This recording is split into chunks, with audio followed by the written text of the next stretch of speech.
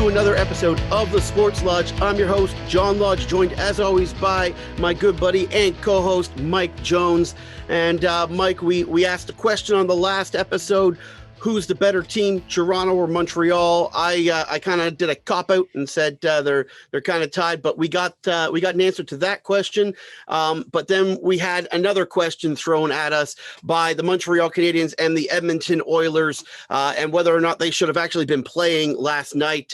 As well as on today's show, we've got some shocking NFL news. The Houston Texans back in the news again, and once again, not for a good thing.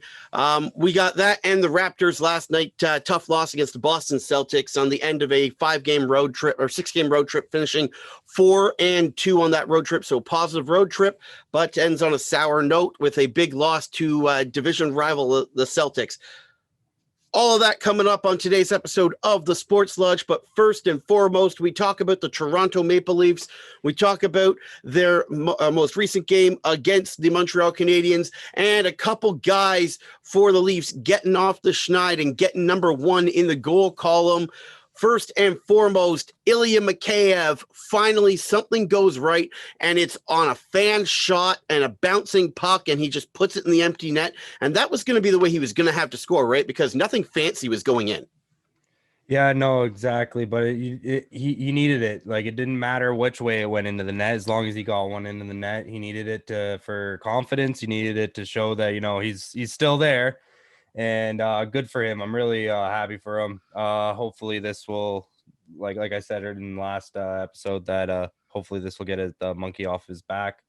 He's still playing great in my eyes. But no, I'm very happy he got that first goal. It doesn't matter how it went in.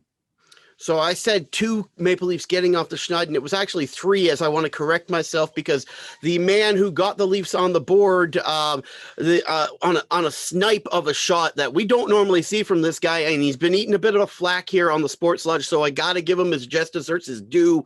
Travis Dermott with a nice shot to beat Carey Price. It may have had to do, as Dermott said in the intermission interview, with a player getting in Carey's eyes just as he released the puck, but it sure was a pretty goal.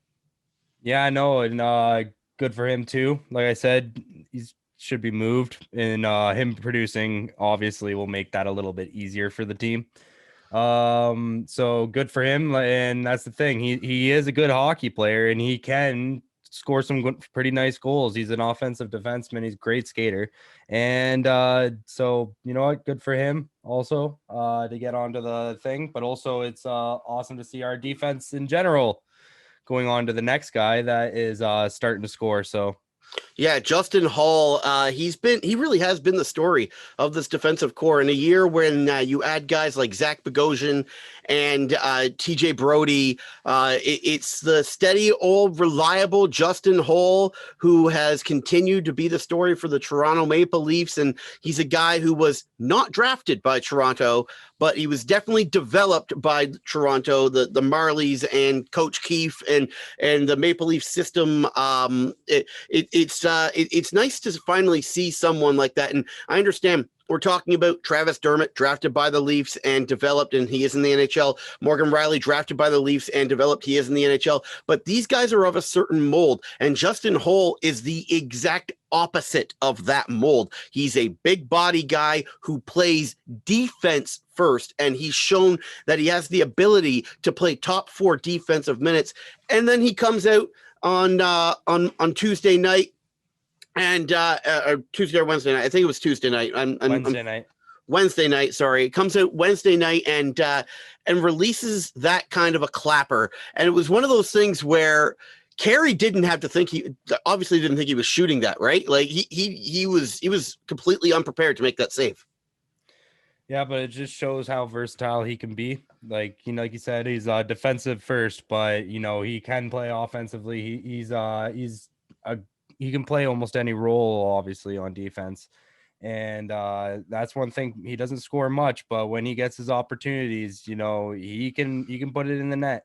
And yeah, I guess I saw that too. He was not prepared at all. Yeah, it was an interesting. And you know what? Look. Wait. Know what? Know what's the best part about it? He does it with the grace and flow of that beautiful hair. Oh man, when he gets going down the side with the puck, oh, it just flows beautifully. To his own by his own words, it's kind of gotten a little bit out of control, and I can understand Halsey. I haven't had my hair cut in almost a year, and I'm not a dude who does the long hair. And if you were to ask Mike when this hat comes off, it's another thing to behold in itself. So yeah, Justin Hole, that flow, at least his flow is staying in one direction. Mine likes to go in about 3 or 4 different directions. That's my issue. So we got to keep it contained under the Toronto Raptors cap here. Yeah, Justin Hole scoring on that clapper and getting back to Carey Price on it. I don't know if he was expecting Shea Weber to block the shot like they said on the broadcast, or if he was just expecting Hole to wind up and slap pass it to one of the wingers low inside the circle, and he was trying to cheat on the play and load up for a push to the left or to the right. I don't know, but I can tell you one thing: he definitely did not look like he was prepared for Justin Hole to shoot the puck, and he just peppered it right by him. And once again, the Leafs in quick succession, they go from a game where you think, man, where is the scoring going to come from? They're having a hard time, and teams are doing what they need to do to slow them down. To within a minute, the game's turned around, and the Leafs have a 3-1 lead. Yep. What was it? It was 48 seconds on Wednesday. And it was 11 seconds against Vancouver. So not as impressive as the one against Vancouver, but still quite impressive, both under a minute. Well, that's one thing about our team is none of the big guys scored, and we still can have explosive offensive bursts like that. That's just showing the absolute depth of the offense on the team, not just on the offensive side, but on the defensive side also. And of course, Zach Hyman, who is just a gem to have on our team, was able to pot the empty netter, hard worker. He deserves those kind of goals, even if they're just gimmies. Spicy meatball as a side note, Zach Hyman is a UFA at the end of the year. And I hope the Leafs re-sign him, because if he other teams are going to be looking for him. Yeah, and that's the thing. He'll get paid. Can the Leafs afford that? Because there's going to be a team out there that offers him William Nylander money. There will be a team, but the Leafs can't afford that. Is he going to get the same endorsements and everything like he gets in Toronto? Right? It might be worth it for him to stay in Toronto and take a hometown discount. The guy grew up like 20 minutes from the arena, 30 minutes. So if you've taken some traffic, but not even. No, I understand. It has to be said that this is a reality of the world we live in right now, and people know the value of Zach Hyman. They especially know it now on the high profile stage of playing on the top line with Austin Matthews, and showing that as dynamic and impactful as Matthews and Marner are, it really is the drive, the determination, and the grit of Zach Hyman that gets that line moving a lot of the time, right? And so having a high profile like that, and people loving that style of game, there are teams out there that are going to offer him a contract that the Leafs simply cannot match, based on cap, based on not being able to allocate that kind of money to him, because they've given it to the top 3 guys. You have to keep in mind that you also have Freddie Anderson possibly to re-sign, and you have Morgan Riley coming up soon. So there's a lot of money that needs to be given to these key players, and something has to give. And the question is it Zach Hyman? Is it Frederik Andersen? Both are free agents after this year. And so the Leafs definitely looking to take advantage of what they have right now. This is the year to take advantage of it, right? This is the year that obviously they're playing extremely well. They're in tops in the NHL in the standings, played a couple more games than some of the teams up there, but tops in the NHL nonetheless. And speaking of the guys that they could be losing, it's the year that they need to take advantage of playing this way, right? To really challenge for the Stanley Cup, because they might not be able to come back with the same team next year. Yeah, I've just got on all hopes that maybe he'll, just want to stay and take a hometown discount or something. But you're right, he's gonna have a lot of offers. I'm gonna predict that right now. He'll have his pick of what team he'd want to go to.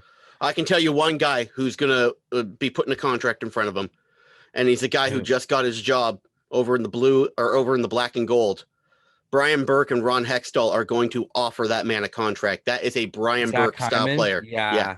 Well, he loves Hyman. I could definitely see that happening. And Berkey, known guy to overpay. So yeah. Just probably know it's not going to be Florida because he didn't want to play in Florida in the first place when he got drafted by them. That's why they wanted to go, and the Leafs traded for him, right? They traded Greg McKegg. Yeah, what a steal of a trade. Can we just give a little bit of now Greg McKegg's actually like with the Rangers ended up actually playing. He's right? not Zach Hyman. But he's not Zach Hyman at all. Yeah. No. Yeah, not even close. Zach Hyman had 20 goals last year, or was almost there before they shut down. Yeah, and his impact is beyond goals and assists, right? I know, way beyond that, and he's that special type of player, and he reminds. Carries the team on his back. Yeah, he's almost a mix to me of a Darcy Tucker and a Gary Roberts, right? Just a guy to me who has the bite and the grit to get into the corner, right? But that skill as well to be able to put the puck in the net and to be able to get the puck to the right guy, right? Not exactly either guy, but something in some sort of a hybrid of that situation for me. And I may be speaking at a turn there, but that's what he reminds me of. Yep. All right. Shea Weber made some interesting comments recently after playing Maple Leafs, and why don't you go ahead and share that? Well, he was actually sitting there. I don't have the full quote here ready to go, but he was just praising the team after last night's loss, that Toronto is now the team that you sit there and base the whole division off of, and you have to strive to be if you want to win this division. And he was just giving them full praise, and that's really shocking coming from a team that's just so close to being there itself, right? And it's just a big shock to see him turn around and make those claims, but he's making those claims because they haven't been able to beat the Leafs this year, and obviously they're not their Leafs aren't taking the same kind of losses they are, and they had such a hot start at the beginning of the season, and now it's starting to look like it's starting to fizzle out a little bit. Yeah, Montreal 6-4-0 in the last 10 on a 2-game losing streak. 8-4-2 with a .643 win percentage. Yes, yeah. I am looking at the standings, ladies and gentlemen. It's cooled down a little bit for Montreal. They're 1-2 in the North Division, but they're currently tied with Edmonton too. Yeah, I was going to say they're in 6th in the league, and if I'm looking at this, yeah, Edmonton is right behind them.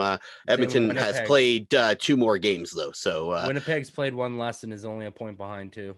Yeah, the division is starting to tighten up for everyone but the Maple Leafs, it seems, really.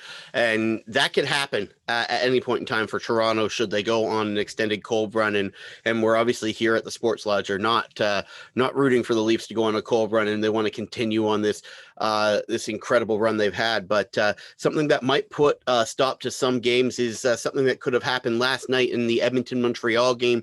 And with Jesse Pujärvi, I don't know if he tested positive or if he tested inconclusive, but he definitely was put in the COVID protocol, unable to play for the Oilers last night, and it delayed the game by a couple hours, and it should have, in my opinion, without being able to be 100% sure that there was no community spread within the locker room of the Oilers with Pujärvi. I think they should have just postponed the entire game in itself. And I'm sure that there are Montreal fans and Montreal players who agree with me now after losing 3-0 to the Oilers last night.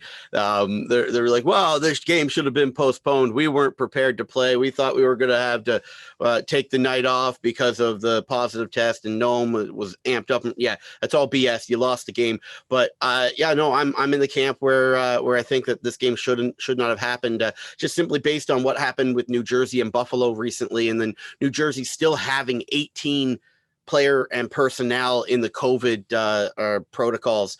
So this is something I don't want to see happening in the North Division. We haven't had any issues with COVID so far, but this is a little bit of a scare here, and I hope it doesn't end up being a wake-up call simply based on the fact that we have an outbreak because the NHL didn't handle the situation properly.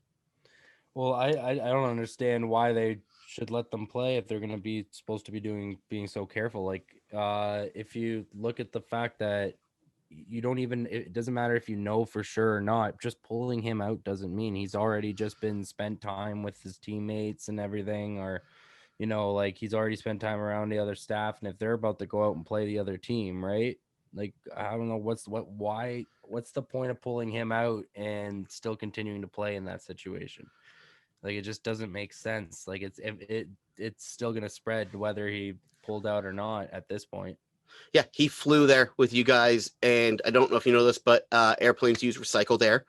So he was on the plane with you and breathing the same air as you, and he was in the lunchroom and going to like getting his food and sitting around the table with the usual suspects. He was at practice in his circle of his buddies and the coaches and whatnot. So I didn't see them pull 16 people from the team. I didn't see them pull any coaches. I didn't see them pull extra players.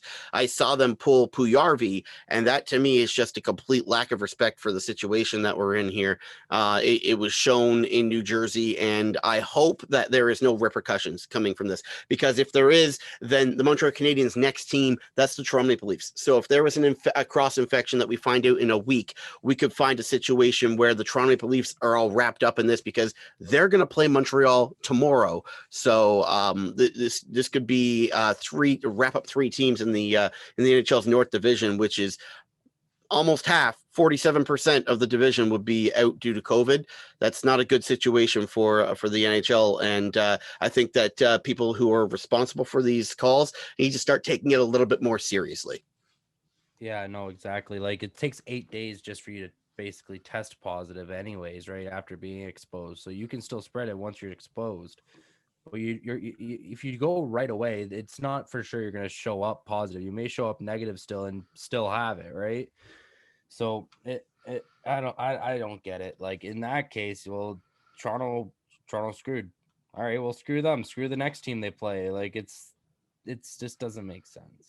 Yeah, you could very easily lose a whole division with that mentality, and the New Jersey Devils definitely feeling it. I believe they've only played 11 games as a team, and with teams like Toronto They've and had Montreal. postponements. Like, Yeah, we don't because want to. I We're was going gonna to say have because to of that. have Yeah, them ourselves up here, and it's gonna suck. yeah, and we don't want to see that here. Speaking of other divisions and other teams, before we get out of the NHL, I wanted to cover the powerhouse that is the Atlantic Division. And I know the Atlantic Division doesn't exist this year, you're saying to yourself, but if you go ahead and you take a look at the standings in the NHL, the top 6 teams in the entire NHL, 5 of them are Atlantic Division teams. And that to me just goes to show the murderer's row that we would have had to have played through to be a contending team in that division. And if you go ahead and you continue to further look, and I understand Toronto's on top, right? But look at the win percentage, the point percentage. 8-2-1 for Toronto and 8-3-3 for Boston, because Boston has played 2 less games than the Maple Leafs and are only 3 points behind, and a 7-9-2 for Tampa Bay. So realistically, if you're looking at in between, an 8-18 for Florida. So if we're looking at Florida, Tampa, Boston, and Toronto very easily in this year could be fighting for 3rd or 4th place in the Atlantic Division, if that's the division we were in. And with as good as they're playing, is that not disgusting? Yeah. Well, yeah. No. That's just ridiculous. Like, I wonder what the rest of the teams in the division are doing. Obviously, we know what Ottawa's doing. Well, it's Buffalo, I believe, was the only other one, right? Buffalo. And I don't exactly know what's going on with they're 3rd last. So yeah, it'd be the Leafs fighting, and with those 4 and 5 teams. Oh my god. Yeah, it's just That'd one of be those so things. entertaining to watch, though. But it would be like, imagine this team It would playing be in a a nail crappy biter every division. single game. Like we're enjoying as Leaf fans, we're enjoying the dominance. And these last two games where it was a 1-1 game going into the third did not feel good, right? Like I understand how I felt like I was confident that the Leafs were still going to be able to win both those games, but it was a little bit of deja vu feeling watching those games where it's like, man, now I'm nervous. I'm a little bit nervous here. Like I don't know if I like this feeling. This is a little bit too familiar for me, and yeah. So if you throw us in a division with Florida, Boston, Tampa, um, and obviously add Montreal and Ottawa and Buffalo, but you put us back into that Atlantic division, and we're teetering on the edge of a playoff spot, a wild card spot, I guess is what it would be really, that we could be fighting for. But thank goodness that the Leafs are in the North Division this year. And you know what? People are saying it's an easy division. It is definitely an easier division, just proven, than we would have been had we been in the Atlantic Division. But I'll take it this year, and Yeah, whoever we see in the semifinals is who we see in the semifinals. it's a high scoring division, though. The top 4 scoring teams in the entire league are all in the North Division. Yep. That's probably why it's not as The goaltending isn't fantastic in the North no. Division, especially right now. The best goaltending actually in the North Division is the seventh ranked Toronto Maple Leafs with a 2.52 goals against average over all of their games. So if you're saying that Toronto is the best goaltending in the division at this point, which is what the statistic was after Wednesday night's game, then Calgary's got less goals against. yeah, Though. I'm Yeah, I know what you're like talking about. the GAA the Leafs rank seventh in GAA for the entire NHL after Yeah. Wednesday night's game. So it might have changed since Wednesday night, but after Wednesday night, it was Toronto Maple Leafs, and when they're the ones leading the division in goals against average, then it makes you smile, makes you shake your head, makes you wonder what's going on there. The Leafs haven't really been known for goaltending, and especially giving up a few or a little amount of goals, but it's definitely nice to see. And speaking of goaltending, Frederik Andersen, before we get out of the NHL talk, I do have to give a little bit of love to Frederik Andersen, who was first star of the game in back-to-back games, and really you could argue the only reason Toronto even had a chance in either of those games. Definitely the last game in Vancouver. Holy crap, they wouldn't have won that game if it wasn't for him. But yeah, through two can see periods in Montreal too. Yeah. Exactly, through 2 periods in Montreal, because Montreal like they came out and scored quick, and if they were able to build momentum off of that, it could have been day over right there. So Well, yeah, because you're going up against Carey Price, right? And so Carey, as great as he is, he plays even better with a bigger lead, right? So and on top of that, then you're playing against your own emotions and your own thoughts, and you might think that Carey's playing better than he actually is, and yeah, it's all a psychological thing. So definitely a big couple games for Frederik Andersen, and he's played outstanding since the loss of Jack Campbell. Played every single game for Toronto. That's something we really don't like to see, but like I said, we've said in previous shows, what we do like to see is that he's found his groove, and he's really showed it in the last 2 games, shutting up a lot of those Freddie haters out there, and continuing on like this. Man, he's earning his contract. This is the Fred VanVleet. I'm betting on myself, earning it in the offseason style of play right now for Frederik Andersen. Obviously a different sport, but Freddie definitely earning that next contract, and hopefully not pricing himself out of Toronto, because I really don't see what they could get to replace the what Frederik Andersen brings to the table for them in the free agent market, and especially in the pipeline, because we don't have it in the pipeline right now. yeah, that's very true. Like, is there any goalies that are going to be coming up? In free agency, I haven't really done a ton of research on it, but last year's free agency was the biggest for goaltenders that I've heard or seen in recent past, right? So I've said before, and I am firm on saying it again, if the Leafs were planning on not re-signing Frederik Andersen, you would have seen them make a push for one of those free agent goaltenders who were on the market this past year, seeing as Freddie was in the final year of his contract. They are not putting, as good as Jack Campbell's been for them, they're not putting all of their eggs in the basket of Jack Campbell as the future starter of the Toronto Maple Leafs. It's just that's just tomfoolery if you have that sort of image in your mind. I would love to see the Leafs draft a goaltender. But again, though, you would need him sooner than that. The Leafs did draft an all-star goaltender in the last 20 years. They just gave him away. Oh, yeah, I forgot. Yeah, they just gave him away. Andrew Raycroft, you were so worth it, right? Andrew Raycroft does commentary for the Boston Bruins. Honestly, if you didn't bring that up, I probably wouldn't have thought about it because I was pretty good at not remembering that.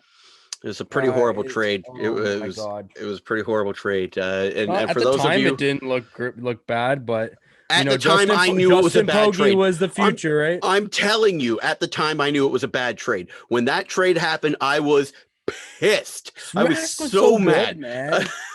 Watching Tuukka Rask, watching what he did in the juniors, and I mean, I get Pogge did really great in the juniors as well, but it was just a different sort of player, and Tuukka Rask to me was just all of that, and I knew it was a bad move. I felt it in my stomach that trading away Tuukka Rask was a bad move, and Boston. I wonder what Andrew Raycroft is doing nowadays. He's commentating for the Bruins. He does intermission stuff for Nesson, I believe. Seen him a couple times anyway. It might be on the radio as well, but I've heard him on a couple of the Boston Bruins broadcasts, so I know he's working with them every once in a while. I don't know what he does as a full-time job though.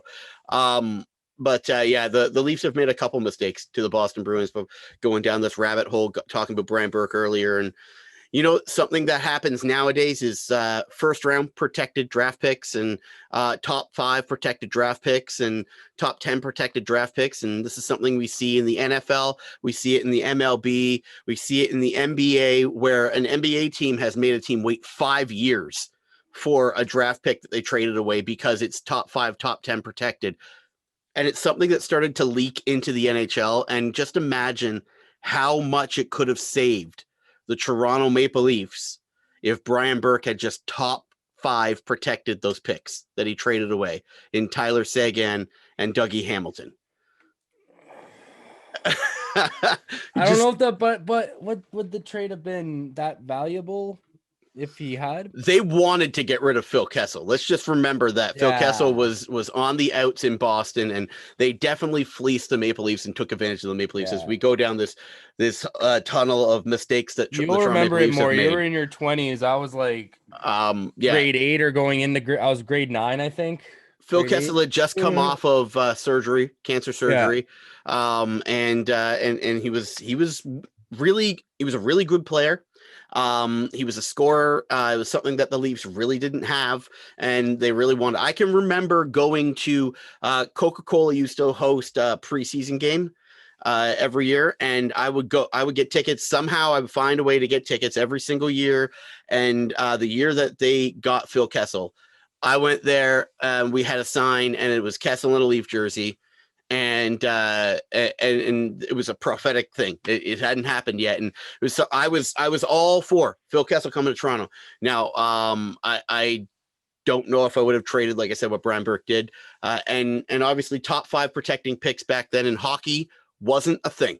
So, but it's nice to think back and be like, I wonder what if they had just, because Boston would have taken 2 first round in a row, right? And if it's top 5 protected, it goes to the next year, right? Yeah, but if you would have to do that. It would go. Right? Yeah, I've seen an NBA team push a first round pick 5 years. Like I'm gonna get draft picks that we can't use for 3 and 4 years from now if they're in that case, right? But the argument you don't know could be at the time, though. You don't know that's going to happen at the time. Yeah, but the argument could be that you're taking a trouble player off of their hands, right? And that is true. And so there are 2 sides, or 3 sides, I should say, of every argument. The 2 sides and somewhere in the middle, which is the truth, right? But It's all hearsay. It's all in the past now. We can't really do anything about it. Phil Kessel and his hairline are in Arizona, enjoying retirement and scoring a couple goals every once in a while with his buddy Rick Tocchet. Yeah, I would love to. Phil Kessel reminds me of that Swedish player. You ever seen MVP? The MVP movie is like most valuable primate.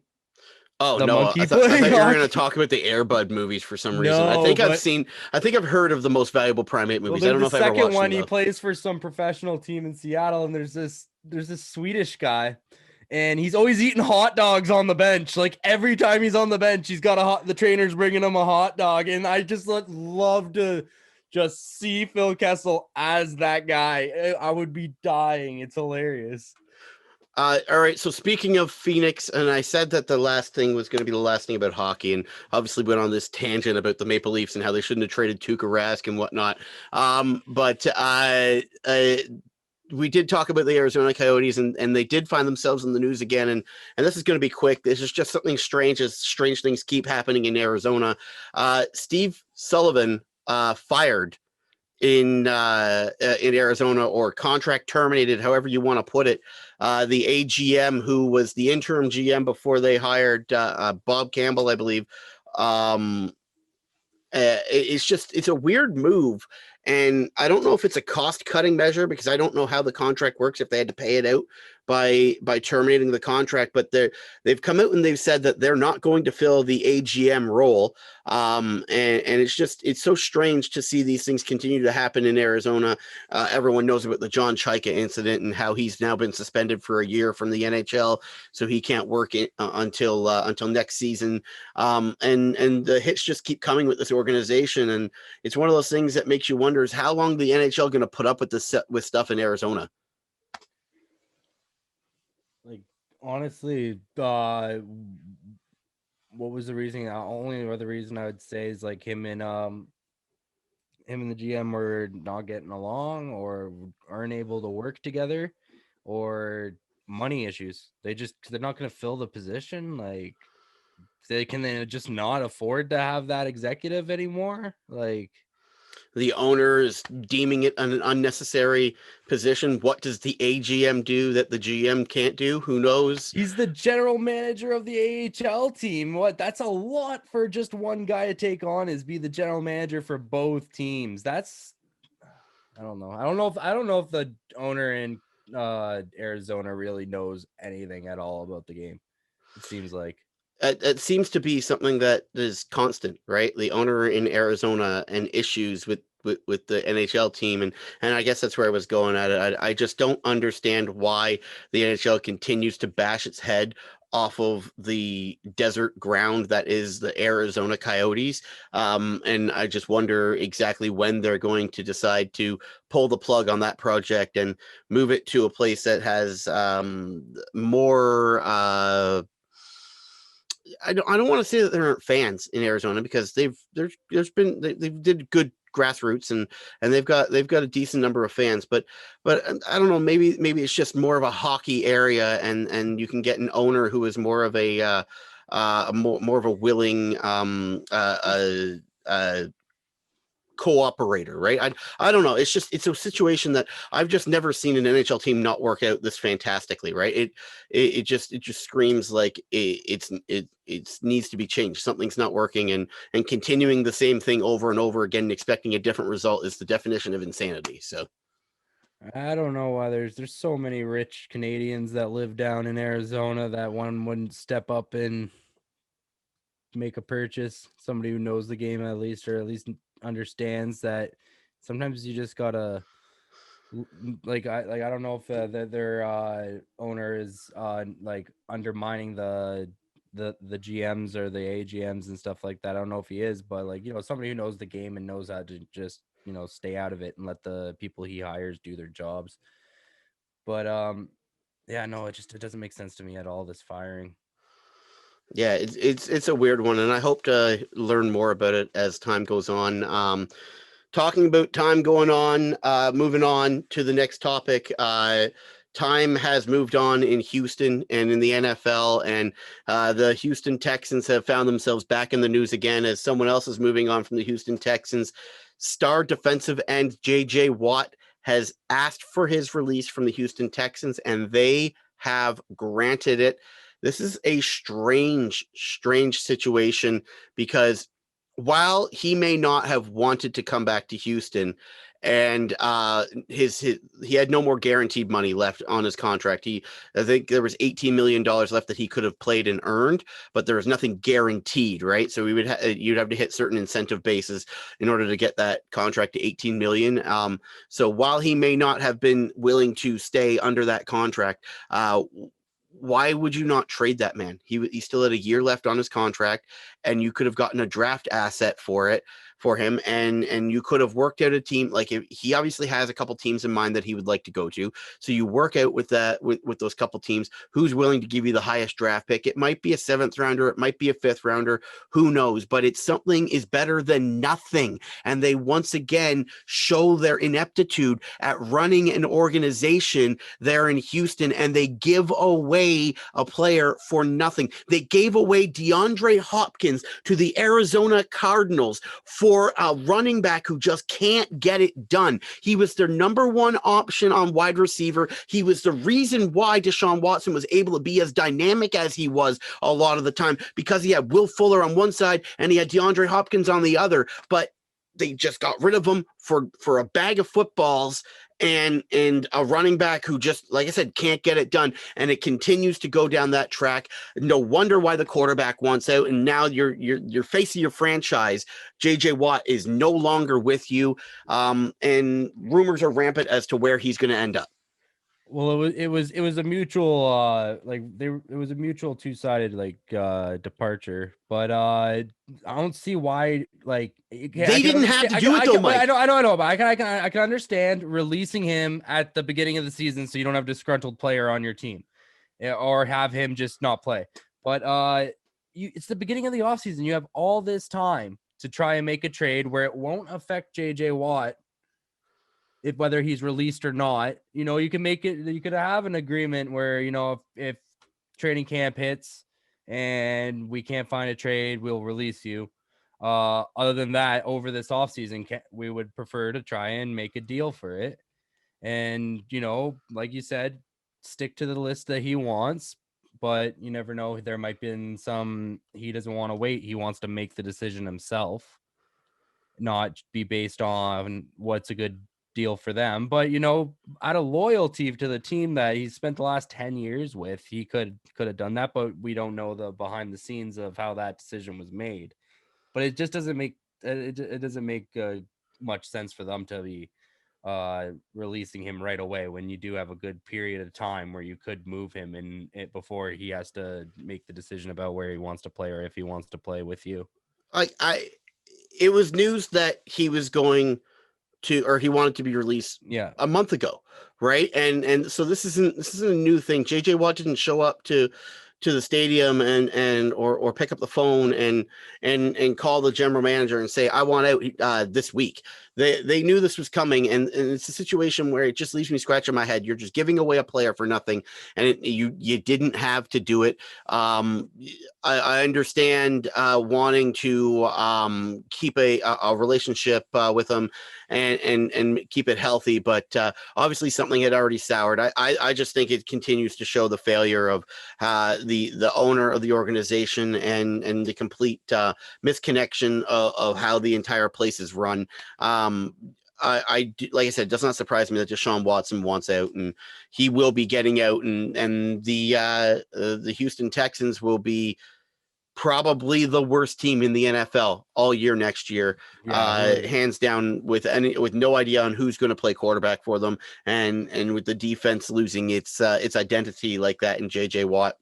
Yeah, I don't think they're going to be able to replenish that team through free agency between now and next season. You have to convince people to want to come there. Exactly. Right? Like, free agents have the choice. The availabilities to be like, hey, you come here. You're this label for this team, because there is those kind of roles on the team available right now. Like, you will come and you will be the franchise linebacker, franchise quarterback, or franchise. Like you will be the top of our defense and stuff like that. Because like, who else do we have? Like, but you have to convince them to come. If they don't yeah, like the that's what I'm owner, saying. if they Yeah, don't like the general manager, the coach, then they would go to another team very easily. Houston's going to have a no, I hard feel time, like and they're it's a gonna have culture to. change. They're gonna have to do a lot of pitching and Speaking really of convince pitching, them. speaking of selling, didn't take long. Brother of JJ, TJ Watt.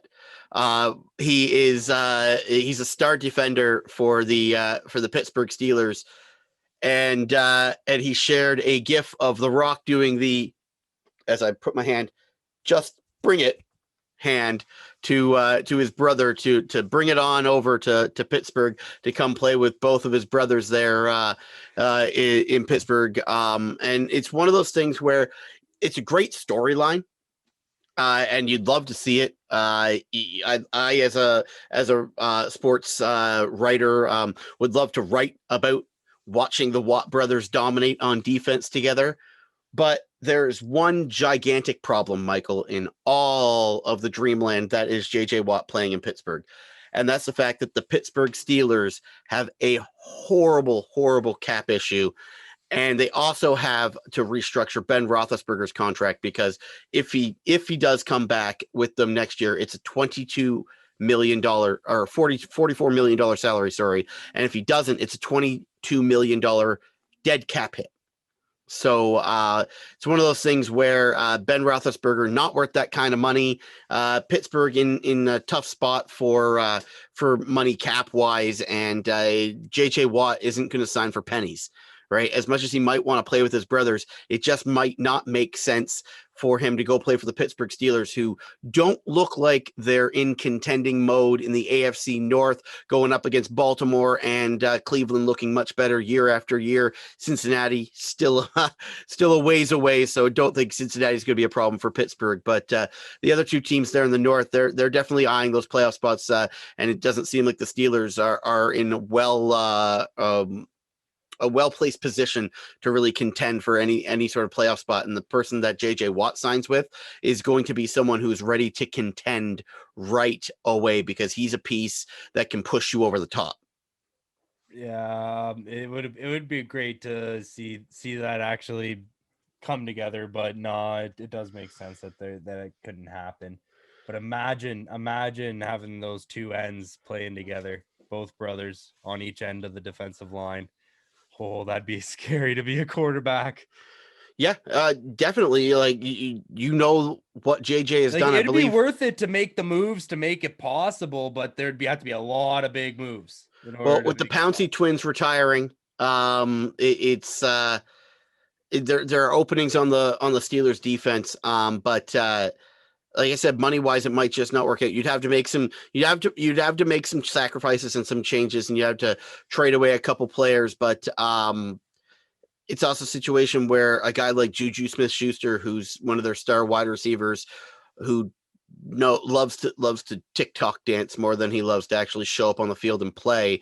But he's also a free agent, right? So there's money that has to be put out there on the offense as well as the defense. And it's a situation where it just might not work out for JJ getting to play with his brothers there in Pittsburgh.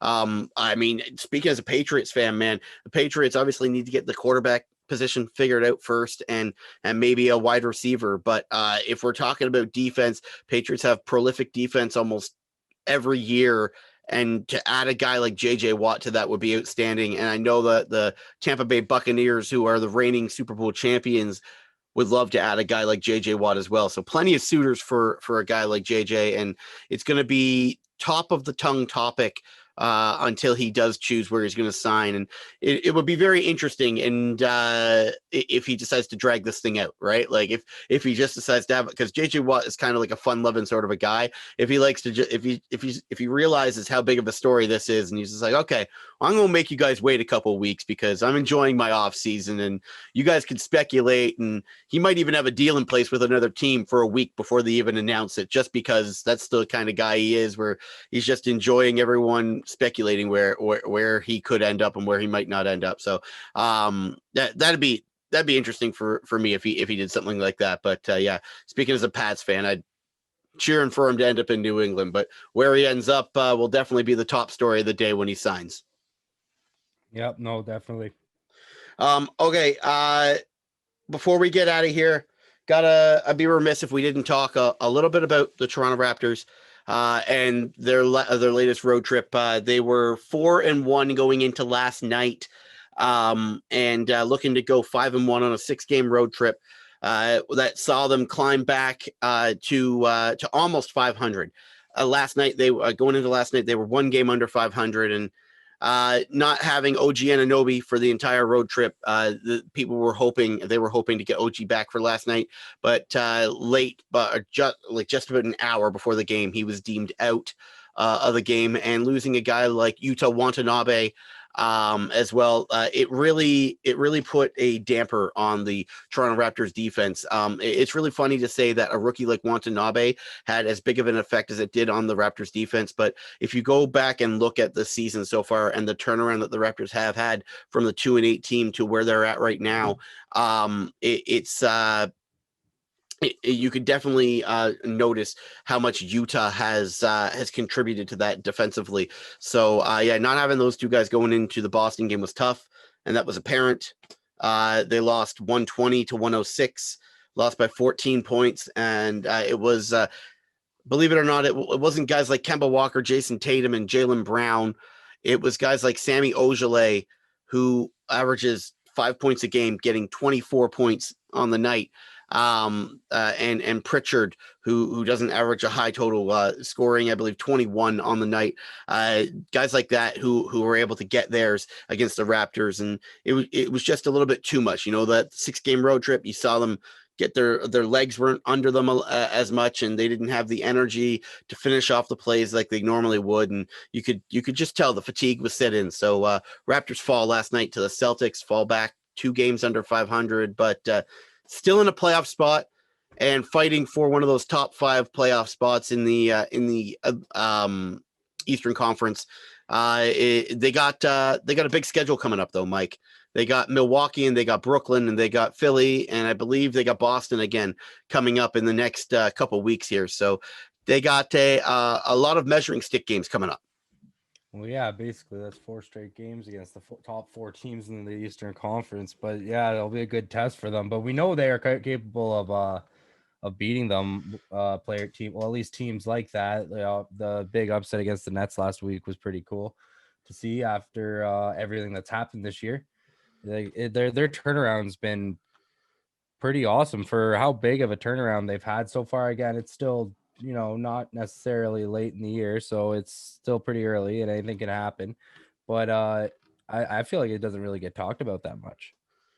Yeah, no, it's almost like, and the way it was described, the way I heard it described is the 2-8 Raptors isn't a surprising start because everybody knows about the Raptors now, and they're getting everybody's best punch.